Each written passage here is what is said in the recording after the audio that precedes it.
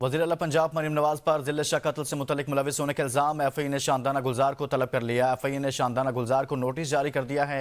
इस खबर से मुतल्लिक आपको आगाह कर रहे हैं कि जिले शाह कत्ल का ये मामला है और एफ आई ए की जानिब से शानदाना गुलजार को तलब किया गया है। मजीद बात करेंगे ब्यूरो चीफ लाहौर उमर दराज गोंदल से।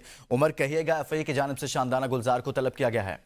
जी, पंजाब की वज़ीर इत्तलात अज़मा बुखारी ने आपसे थोड़ी देर पहले जो प्रेस कॉन्फ्रेंस की है, उस प्रेस कॉन्फ्रेंस के अंदर उन्होंने ये बताया है कि शानदाना गुलजार ने ज़िले शाह के हवाले से मरीम नवाज के ऊपर इल्ज़ाम लगाया था और उस सिलसिले में बाकायदा तौर पे तहरीक मुस्लिम लीग नून के कारकुन शोएब मिर्जा जो है, उन्होंने एक दरखास्त दायर की एफ आई ए के अंदर।